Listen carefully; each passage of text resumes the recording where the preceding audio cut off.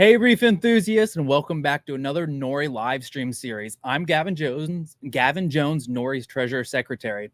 Today, we're going to dive into the details of traveling with coral on a plane. We all travel to places, but how often do we fly with coral? Now, whether you're moving, selling, or just bringing your prized coral back from a trip, we've got you covered with tips, regulations, and expert advice. We're excited to bring on special guest and live stream sponsor Chandler Chapman from Low Country Coral Boys, sharing his personal experience and expert knowledge on coral transport. He'll talk about the best packing methods, ensuring coral health during the trip, and what to expect at airport security. But before we dive in, a huge shout out to our Nori Club sponsors: Reef Culture, 330 Corals, Dirty Dogs Coral, Shark Bait, Cleveland Aquatic Gems, Tidewalker Aquarium Service, A Dash of Poodle, and Harvey's Harbor. Without their support, Reef Clubs and the events we put on wouldn't be possible. And don't forget to like, subscribe, and hit the bell icon to receive updates on all our Nori videos. If you're watching on YouTube, make sure you like, subscribe, and hit the bell. If you're watching on Facebook, make sure you follow Nori, our business page, and follow and like there. And if you're local to the area, make sure you're following a part of our Nori private Facebook group. Before I bring Chandler on, I want to give a few Nori updates. First off, thank you to everyone who attended our 2024 Frankenstein Frag Swap. The swap was a great success. I know many of you walked away with some great corals. Special thanks to Cleveland Aquatic Gems and Acrylic Creations for donating our grand raffle prizes and our scavenger hunt prize. Next up, our next event. We are fortunate enough to have Mark Levinson from Milov's Reef joining us as a guest speaker. Mark is a well-known figure in the reef keeping community, and with over 2 decades of experience in the marine aquariums and a passion for helping hobbyists build thriving reef ecosystems. In this exclusive event, Mark will be sharing his expert knowledge on a variety of reef keeping topics, drawing from his extensive experience to provide valuable insights that will benefit hobbyists of all levels. The event will be at the Akron Summit Public Library. It's in the main library in Meeting Room 1.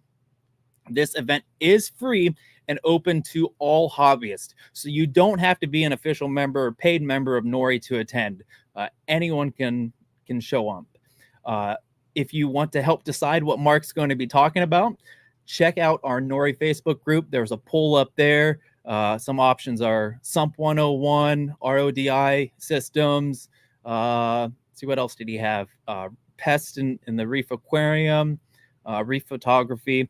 So we wanted to leave it up to you guys to decide what Mark's going to be talking about. So if you want to help decide, head over to our Facebook group and vote in the poll. Next up, mark your calendars for our 3rd annual Nori holiday party. It'll be December 1st at Wolf Creek Winery from 6 to 9 p.m. So the same place we had it the past 2 years.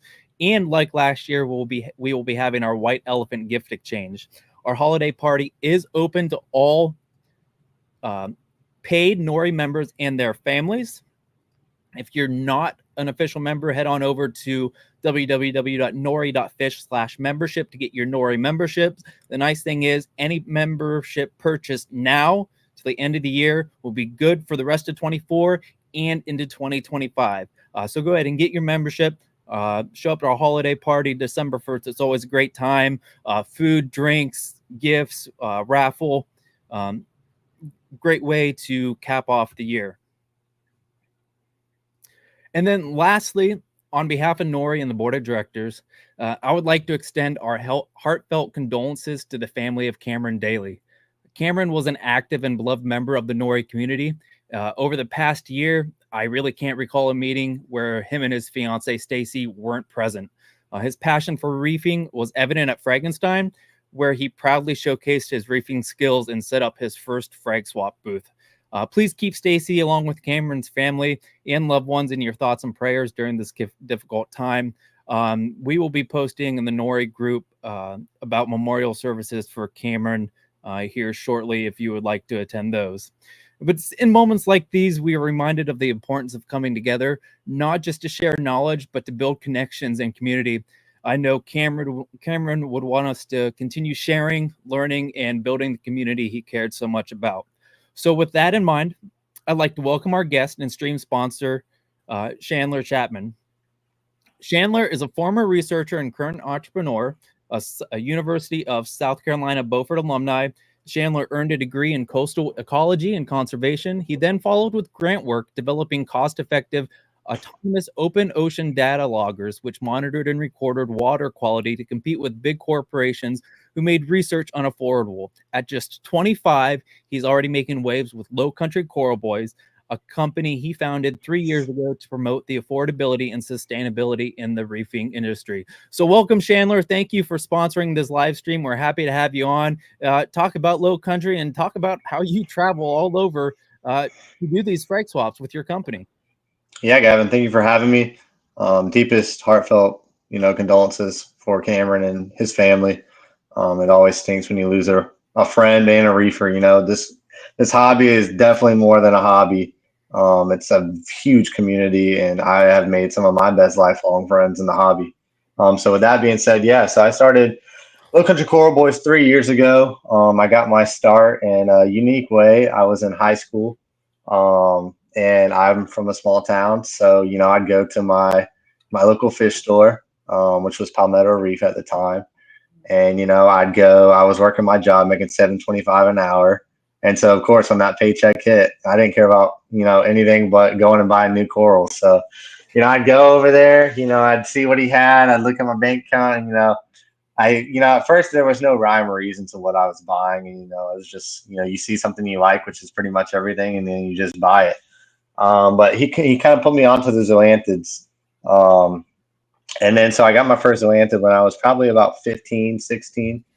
And then it really just exploded from there. So I got them and I was like, man, these are a lot of money. If I keep buying these every paycheck, I'm not going to have any gas money. And so I was like, I watched them grow. And I was like, well, he's selling them, he's selling frags. And so I was like, you know what? Let me cut these up, and let me try to sell these. And so here I am, 16, and I probably had like 50 different zoas at the time. So I had a good collection, especially for like a 16-year-old. And I would say like the hobby was. I feel like the hobby really started to peak around 2017. Between 2015 and 2020, the hobby like exploded.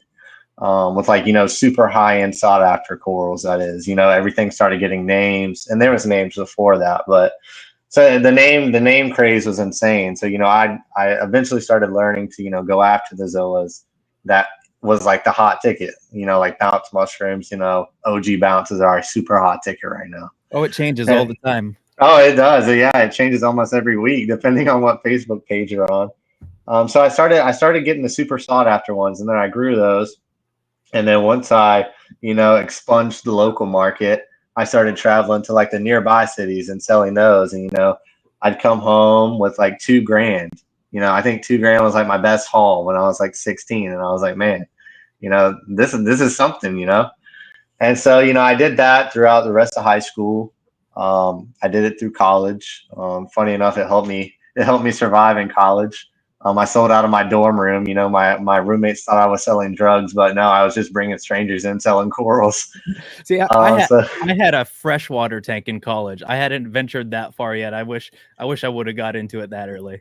Man, it was crazy. Like, I'd bring in so many random people. My roommates would just be like, dude, what are you doing? I'm like, dude, I'm making money, man. And, they don't have a clue on what's going on. They're just seeing me bag stuff out of this tank and then send them on their way. So I did that through college, and then I started doing grant work for the government after I graduated. And, the pay wasn't great. Government work, you really got to love what you do in the marine biology field, because they really don't compensate you enough for the cost of living on the coast. So, I had to supplement it. So my girlfriend at the time convinced me to start Low Country Coral Boys.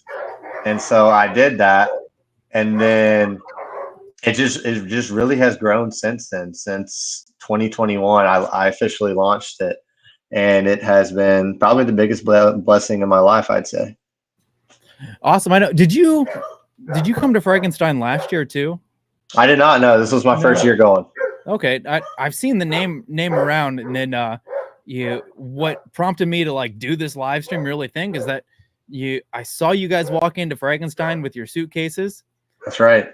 and then Jeff, our president, goes, "Yeah, they actually flew in." And I'm like, "Really?" Because I know you're from South Carolina, right? Yep. Yep. Yeah, so coming up to Cleveland, that would have been how long of a drive for you? Like with no traffic, no stops, like 12 hours, I think. Yeah, And that's a so, trip. yeah, I kind of cut it after 6 hours is about the furthest I'm willing to drive. And then after Yeah. that, flights. I mean, but it works. There's several coral vendors that do it. And like I said, Jeff told me that you flew in. I'm like, that's the perfect topic we can cover. Because not only you travel for business, Yeah, but like you're going to Aquashella Daytona. You know, really anyone around here, your best way to get there is to fly. Fly into exactly. Orlando. But what sucks being from Ohio going to a frag swap or a huge show like that in Orlando is we're either driving to Florida is like a 20-hour drive for us from here. Yeah, that's brutal. So you're either driving or you're flying. And not many people know that you can bring your coral back on the plane with you. You just got to Yeah. follow the the right steps to get through TSA and everything. So I figured this would be a great topic to cover on the live stream. Bring someone in who does it quite a bit to get around. As you said, you're going to Boston as well, Yeah, Boston in 2 weeks. Yeah, that's my next flying one. and So, that's what Frags Giving. yep, Frags Giving. Yep, right Frags, outside of Boston. yeah. So I always do that. I talk so much with my hands that I always get the thumbs up on my Mac. That's funny. But no. So walk us through. You're getting your stuff ready. What have you done? How have you arranged your setup so that you can take it on a plane with you? Yeah, so honestly, man, it is I say a very steep learning curve that you're always climbing the curve. You're never going to be out of the curve. So I originally started, and this was huge help to P&W Customs Harley. He is a stand-up guy. Without him, I would not be flying, because he has made it, at least the coral container part, he's made it really, really, really easy for, people who aren't hauling. Some vendors just take so much stuff. It'd be really hard for them to try to fly. Because some people have their stands. Some people have really, really nice booths. So I stick with the mentality of keep it stupid simple. And so with that, I can fit everything I need in 2 suitcases, and I can fit, the corals we carry it on. So really, it's been a learning curve. So like I wanted to start with Pelican cases for the tanks, to make sure they don't get broken. And when I got to Ohio, I opened my suitcase, even though I had bubble wrapped it and put foam in there. And my all-in-one part of my suitcase, or my system, had cracked on one of them, and so I had to super glue that back together. So you got to be prepared for everything, and there's some things you just can't control. So you can only really control what you can. Now you said you got your containers through P&W Customs. Yep. So let's talk about the containers, or what you can bring on the plane with you, how you need to have it packed. So you sent me these. I'm gonna add this on here. So these are frag racks from P&W Custom, and these are the same frag racks that you use. Yeah, that's the exact system I use, and it makes it really nice because like each one of those racks holds 120 frags. So like that's a decent amount of frags. If you're taking 2 tanks, that's over 300 frags a tank. That's 360 frags. That's 360. You made me do the math real quick. A tank. Yeah. So yeah, it looks like and these all fit in one container. Yep. Nice little Tupperware container. It's sealed. Which is what you need to get through TSA. So TSA has to be a clear container. Yep, that's correct. Do you know? I'm doing my research for this. I looked back, and there were several people like bringing bags. Does it have to be a container that's able to be opened, or can it be can the coral be bagged? So every scenario I've ever dealt with, and I've flown a pretty good amount. Every scenario I've dealt with, you're gonna have to have a container they can open because every single time that I've taken them, they always will open it and test the water. So if you have a bag, I mean, I guess you could probably use a Ziploc bag, but I wouldn't recommend that because it's not that secure. It could leak on the plane or whatever. So I mean, you probably can use a bag, but if it's a simple, a standard coral bag where it's just tied with an overhand knot, it's going to be pretty hard for them, to get in there, and it's going to cause you more issues than you need to.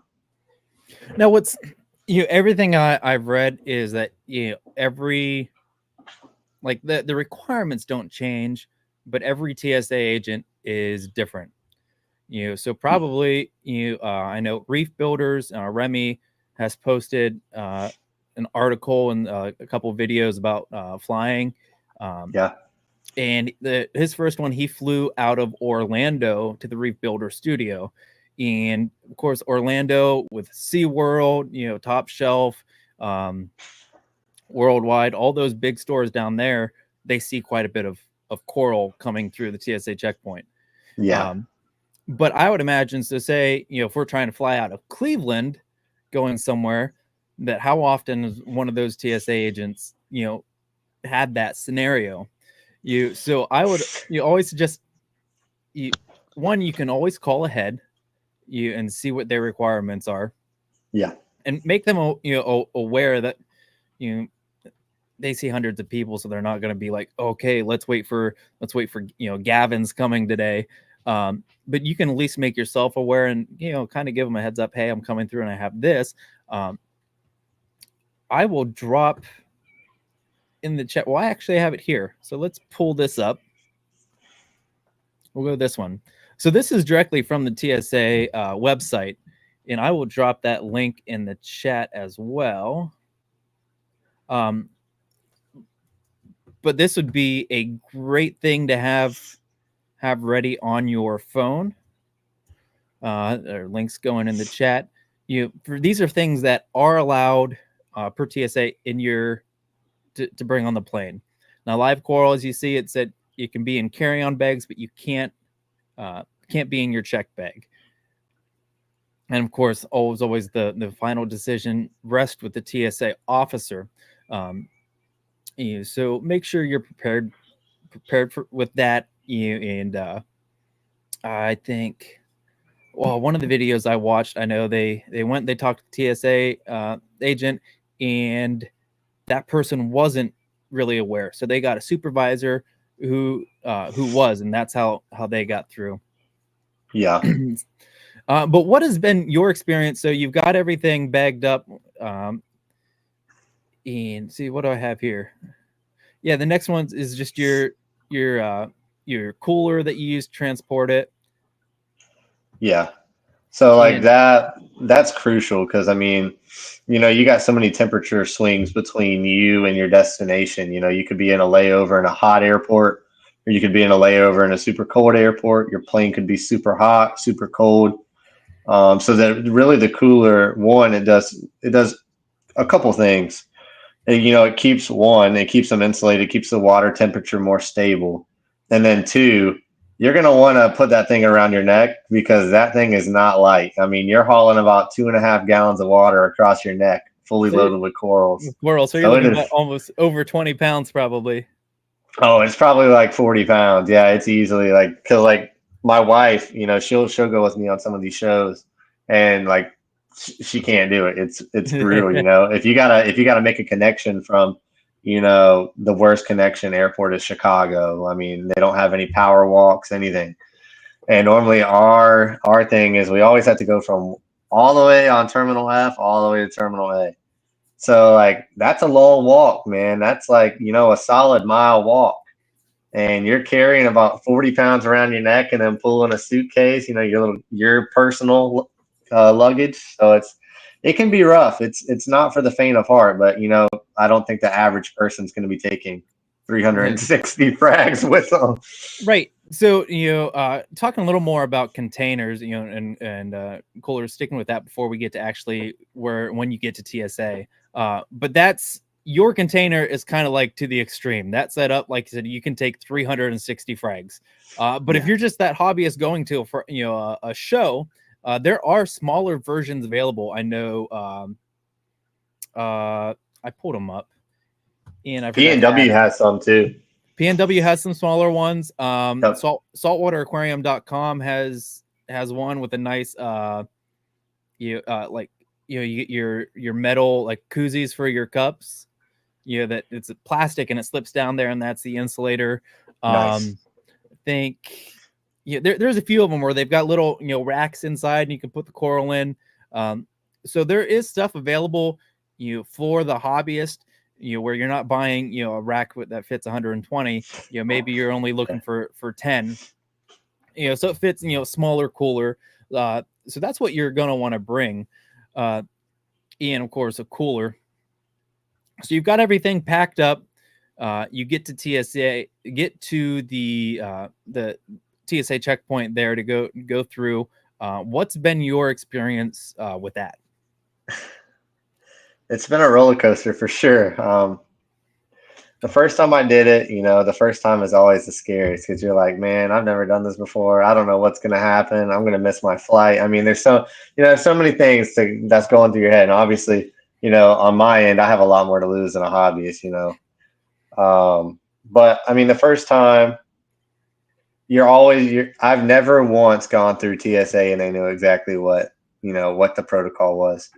And so the first time, I'm like, hey, I'm traveling with live corals. I pulled up the little document that says, hey, you can do this. And then, they give you a little pushback.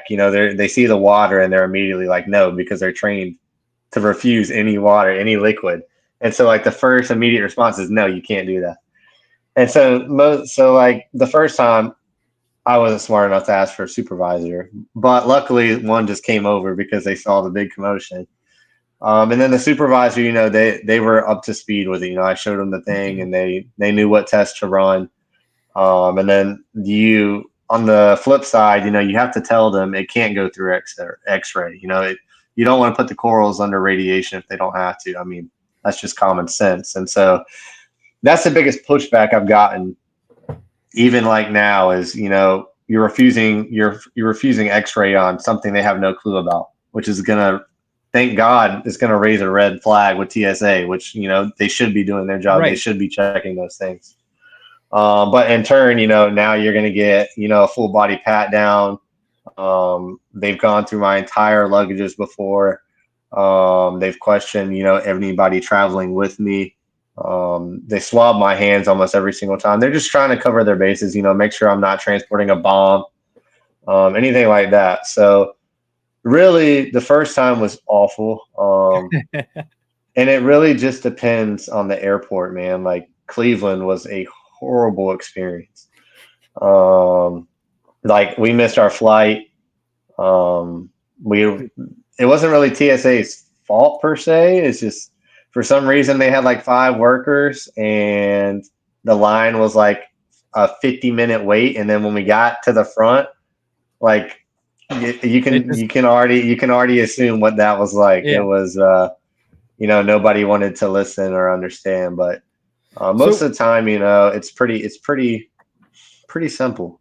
Yeah. So going off of what you said there, so one huge tip if you're planning on flying with coral is get there early. That's so right. They suggest getting there, however early to begin with. If you're flying with coral, make sure you get there even extra early. Yeah. A couple notes, in reading Remy's article, you'd mentioned the amount of water. So typically you have a 3.4 fluid ounce liquid rule. Fluid restrictions don't apply to live animals, so you're good there. Yep. And you had mentioned X-ray. Remy said, make sure to tell a TSA agent you have live coral that cannot go through X-ray. Yeah. And to cooperate with the TSA agent, kill them with kindness.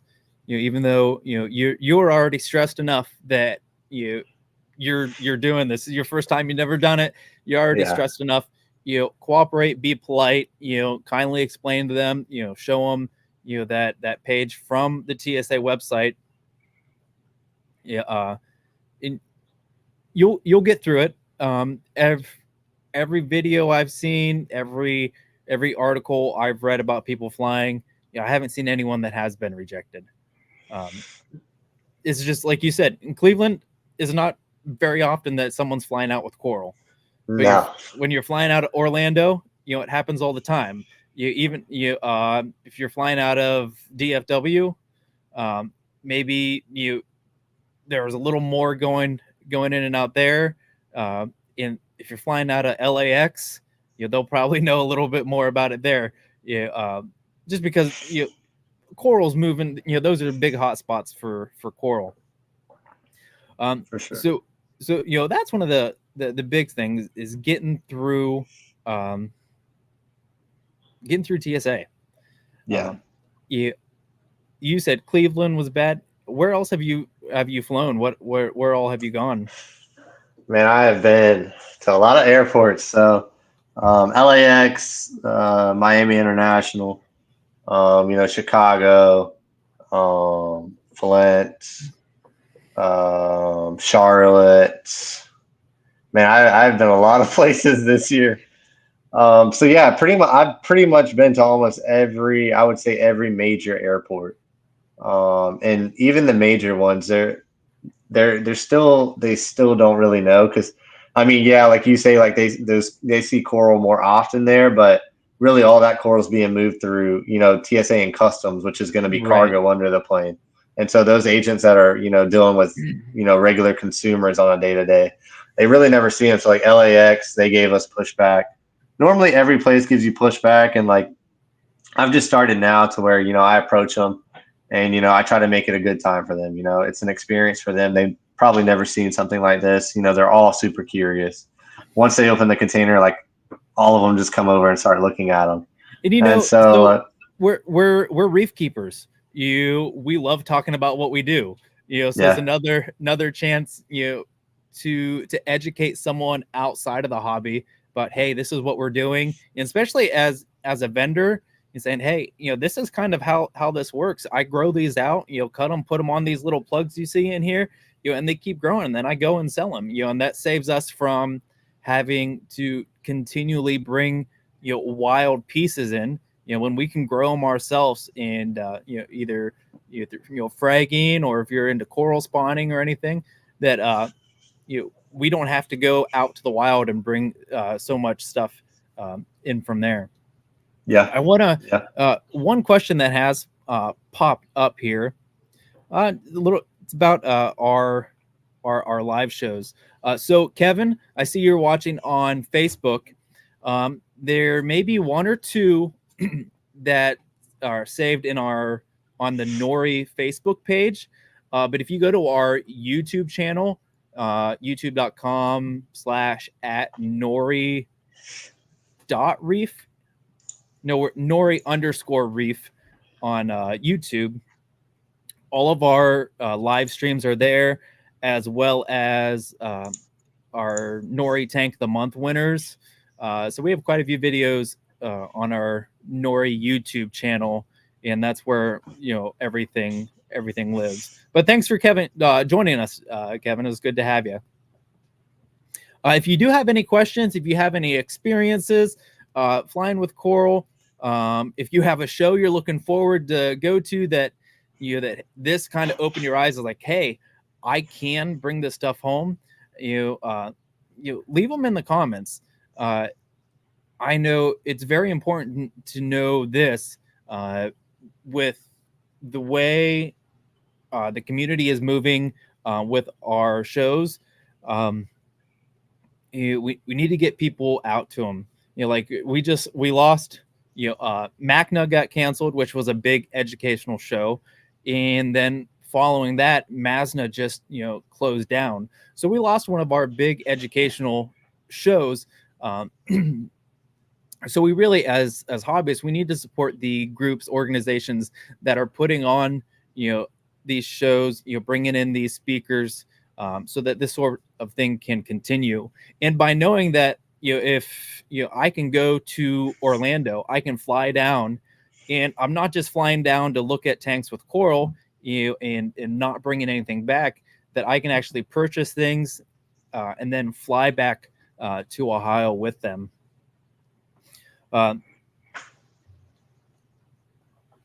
Let's see. See, I went through Remy's notes here. Chandler, what has been your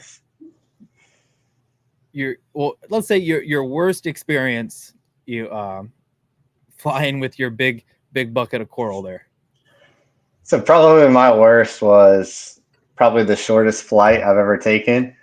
Funny enough, but it was we flew out of Charleston, South Carolina, and we flew into Miami for Skelly Fest. It's a huge show down in Miami.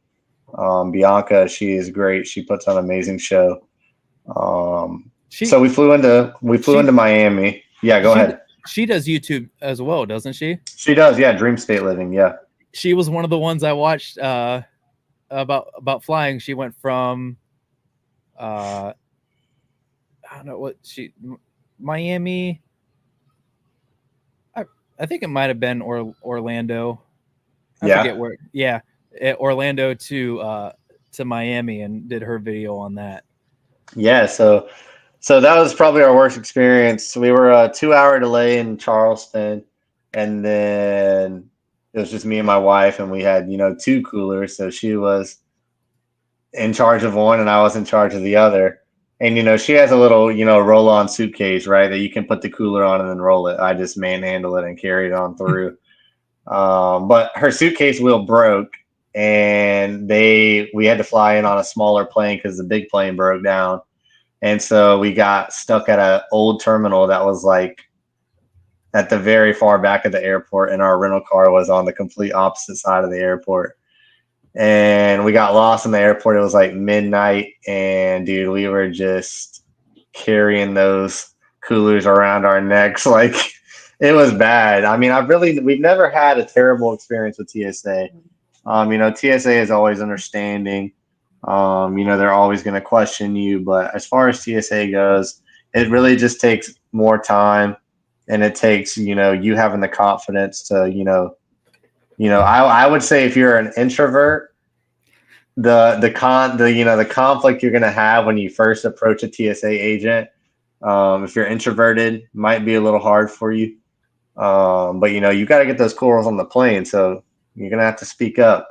Because they're gonna immediately try to shoot you down every time. And then if you make jokes about it, just go ahead and ask for the supervisor. Say, hey man, I'm traveling with live coral. You've probably never seen it before, but your supervisor should be up to date on the information. Can you just go ahead and grab them so we save all these people behind us some time? And then normally they're like, okay, yeah, let me just go get them. And then I'm normally through TSA within 15 minutes once we get to the agent. Yeah. So really, I mean, I would say the hardest part is trusting that you can get through and believing in yourself to get through. Because outside of that, it's pretty easy. The cooler fits under your seat. The only thing is don't pick seat number 1 on the airplane, and don't pick your emergency exits on the airplane, because if you do, they're going to tell you that your coral can't go under your seat because there's nowhere to put it under your seat, and it will not fit in the overhead bins. So, and you don't want it in the overhead bins. So that is a lesson that nobody should have to learn on their own, because then you're going to be freaking out trying to find somebody who can switch with you. And if you're at the exit row, who knows if anybody wants to switch with you. Now, have you used any like cool packs or heat packs when you've traveled with your stuff? So when I flew into Michigan earlier this year, that was my first ever flying show. And since then we've been flying to almost every show, it seems. But the first one, it was really warm in South Carolina, and it was a chance of snow in Michigan. And so, I got heat packs and I put them in the bottom of the cooler. And then when I took them out, when I took the container out at TSA, they ask, what's that for? And I just say to maintain their body temperature. And then, they'll test that. of course. But I would say you'll never need a cold pack, flying on an airplane, because everything that you're going to be in is going to be temperature controlled for the most Right. part. So I would never go a cold pack, because it'll honestly just keep them too cold. Honestly, every time I've flown, I've only used the heat pack once, and when I pull the containers out at the hotel and set them up for, we normally fly in the day before setup day, and so we have to set them up in the hotel to run. But normally when I set them up every time, the water temperature is normally no less than 73 degrees, which is pretty ideal for, a 10-hour travel time. Yeah, I was just curious what TSA would think of the heat packs. Yeah, they don't care. It's they kind of treat it like medical in the aspect, So if it's necessary to sustain life, they really can't argue with you, nor do they care to. But then you said as well, even if you get a TSA agent who just won't let you have the heat packs, for the most part you're traveling in a temperature controlled area anyways. So it's going to sit around 72. And really that's not a horrible temperature for your coral to travel at anyways. No. It really, if it's 70s and there's a place that's shipping, what are the odds that they're going to use a heat or cool pack anyways in your box? Yep. So yeah, that's not a, if you think you need it, you can try it, but don't be upset if TSA says nah, we're not doing that, because really your coral is going to be okay. Just stash some unopened ones in your backpack. I do it every time, just in case. You never know when a delay could hit. Oh no, you're right. Yeah. So I always keep unopened ones. Have you ever flown with fish? I have not. I considered doing it one time, but fish is going to be a little different. So fish you can keep in a bag. So fish you're allowed, from what I understand, you can keep it in a bag. It doesn't have to be in a clear container, because they need they need the O2. Mm-hmm. And so I've actually talked to a TSA agent once about, what the protocol would be different, if there was, if it was fish versus coral. And it's going to be about the same process. With fish, it's a lot easier for them to visually see that it's a living fish. Yeah. And so they're not going to, everybody knows what a fish is. Nobody knows what a coral is. And so that protocol is actually a lot easier than a coral, because they can visually inspect the bag. And, a fish can't live in a battery acid bomb bag. The fish is not going to be swimming around if there's a bomb, if it's chemicals. So the fish process is a little bit easier, but you're still going to go through that same protocol. Yeah. And pull this up on screen, directly from TSA's website. Live fish in water in a clear, transparent container are allowed. So, and if they want to test the water, what you can tell them, one, we know the nitrogen cycle. Explain to them that by opening up this container and exposing it to air, that can allow the ammonia to spike, and ammonia is toxic to fish, and can kill the fish. So be kind. Explain to them why, and if they have questions they're unsure, like you said you did, get a supervisor who can help out. But always, don't get combative with them, don't get argumentative.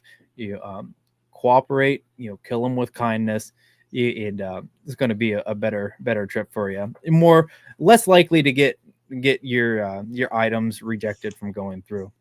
Yeah, for sure. So if you're in the chat, do you have any questions, comments, or like I said, you're planning on going to Aquashella? I wish I could take the time off and go down, because that's this weekend, isn't it? It is. Yeah. Yep, it is this weekend. Yeah, because that's where Mark's going to be in Long Island. But we tried getting a few speakers, and they're like, "Oh, we have Aquashella." Yep. And then I reached out to Sanjay. I think either this weekend or next weekend. The weekend of the 10th is the Ohio State what game is it? Ohio State. So he's Penn State. Yeah, Ohio State Penn State game. So of course he has to watch that as a big Penn State guy. Yeah, I made a comment and laughed at myself. I said, "Yeah, I understand you need a few days to recover after being beat by Ohio State." And That's funny. he just did the angry face emoji back to me. But no, so yeah, Aquashella coming up this weekend. Fragsgiving, Boston Reefer Society, the weekend of the 10th. Any other shows coming up for you? So normally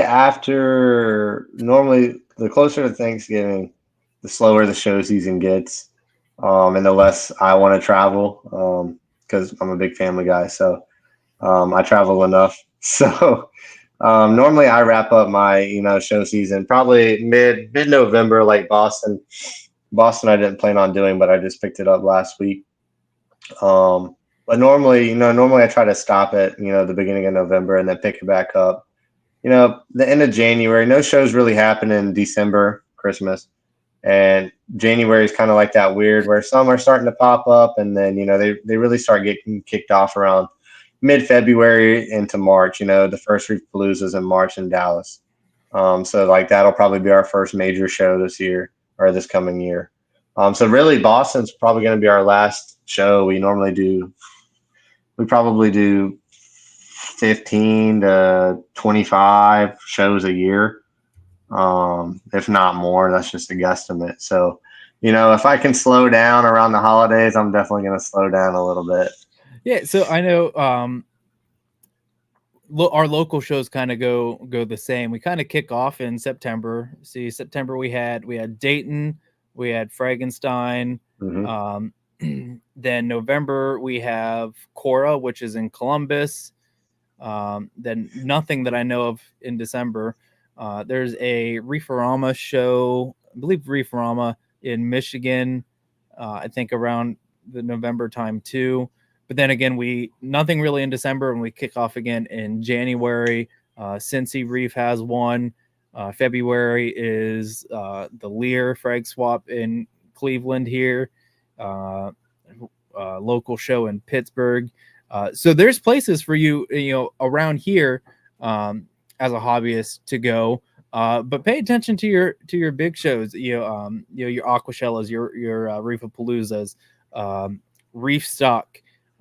Those are great places to go.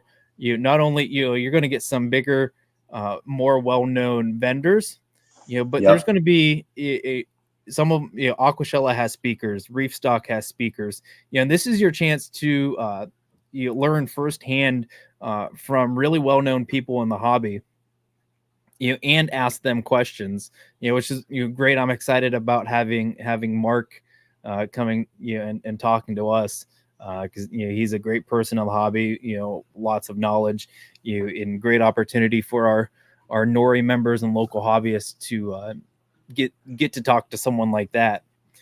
So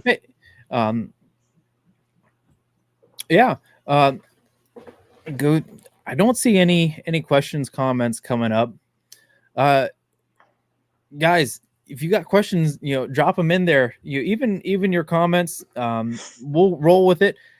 It really doesn't have to be flying related. It can be reef related. If you got a question, leave it in there. Chandler's very well educated in the hobby. But speaking of you going places, so does someone need to go to a show to get coral from you? So no, so I would, and I aggravate Brandon with zoanthids.com about this all the time. We're one of the biggest zoanthid retailers in the country right now. So we're shipping, tons of people's orders across, United States. We've shipped to Puerto Rico, we ship to Alaska. So we really, we ship to anywhere we legally can, of course. So yeah, we're a huge e-commerce platform. So you just mostly off of your website, lowcountrycoralboys.com? Yep. We do all of our business through there. Every now and then, I'm it's pretty much a a one-man show. I pretty much run most of everything. I have some help, but so like I'll post on like all the pages, bounce mushroom groups, and I'll give people discounts, personal discounts. So I really try to, it's all about the hobby to me. I started this because I loved it. And thankfully, I'm doing this full time now. So it's really not about the money to me. It's about, getting these people some insane corals that, you're not going to see at a local show, still for an honest price. And, that price is, I charge based on how fast it grows. So if it grows fast, like a strat, everybody used to charge $800. Now strats grow super well for us, and so they're under $100 a polyp on our website. So it's like things like that. I try to make a difference where I can. Obviously, it's not cheap shipping, and we eat shipping costs. A label doesn't cost $35; it costs more than that. So there's upsides and downsides to ordering online, right? You're gonna have to pay shipping online, and there's a high risk of getting scammed online. But I can tell you, we're not a scammer. I pride myself on our 5-star Google reviews, and I really break my neck to make any DOA or any issue, right. So I just try to be as honest as possible, and be as fair as possible, and then still try to make a little living for myself, and keep getting new stuff. I'm looking through your website now. I know, and it looks like your prices they range from here's a $15 Fruit Loop zoanthid, and they go all the way up. And then you go down below that, and you've got a pumpkin smash bounce mushroom. I'm not even going to say the price of that thing. That thing is insane, though. Have you ever seen a mushroom look like that? That thing is crazy. I have not. Here, I'll pull this up and share. It's like a Frankenstein bounce mushroom skirt, but like a pin cushion. Like it's the craziest mushroom ever. Let's see, share. Yeah, that thing is incredible. Yeah, pull it up on screen here. And you just you so many different options here. And these are just the zoas, and everything you've got your cheaper stuff, and then like any other vendor, you're going to have your higher end stuff. Yeah. So I would definitely say we're a more higher end, quote unquote, tailored company. It's more of like I call ourselves a boutique, right? So I'm selling the stuff I personally love, which is zoanthids, and it's typically higher end zoanthids. But I sell all zoanthids, so you'll see a frag on the website. If you click on our website and you click on new products, most of our new products are going to be top notch products, and I think that's what gives us our 5-star reviews. Is we're never going to sell you anything that we are not 100% proud of. And what's neat, and I've used this before when I was looking for names, is you've got a ZOA identification page here. Yeah, so that thing is a work in progress. So there's so many ZOAs out there, and so we try to update it and we try to add stuff, but dude, there are so many. So like at this point, like all my friends that have businesses or any of my customers, that get a ZOA from somebody else, like I don't care. There's plenty of people, there's plenty of market to share. Like you're not going to hurt my feelings if you go buy a ZOA from somebody else. And so I get like probably at least 5 to 10 messages a day of just random people, customers, business friends that are asking me, hey, do you know the name of this ZOA? Because I'm like a walk-in ZOA library. So I tell you, if it's not on the guide or you can't find it online, just shoot me a picture of it, and I'll probably be able to spit it off to you in 0.5 seconds. Oh, there's so many. Oh, I hit something wrong. There's so many ZOAs that I've gotten. I've forgotten more than I remember at this point. Yeah, it's crazy how many there is. So with that, I don't see anyone popping up in the chat here. Chandler, I want to thank you for coming on. Thank you for sponsoring this live stream. If you're watching this afterwards, make sure, like I always say, like, subscribe, and hit the bell. that way you're notified whenever we host a new live stream, post about our tank of the month, or we got a couple of videos coming down the pipeline here. But make sure you check out Chandler's website, lowcountrycoralboys.com. He's also on Facebook. I say you're on all the platforms, aren't you? I am, yeah. TikTok, Instagram, Facebook, every local show for the most part. Yeah. So yeah, check them out. If you have any questions later, drop them in the comments on the Facebook chat. Drop them on the YouTube. We'll answer them. If we don't know the answer, we'll find out the answer for you. That's what's great about this community, is that we have so many resources inside local here. And if nobody around here knows, we can reach out and get questions answered for you. So feel free, ask any questions. If you want to share your experience traveling with coral later, drop them in the comments. We'll highlight that. One thing I did want to point out, let me pull that up. It was neat. I had someone reach out to me and speaking about traveling, and this is a whole different can of worms here, flying. And he came from Canada. Came from Canada all down to, where'd it go?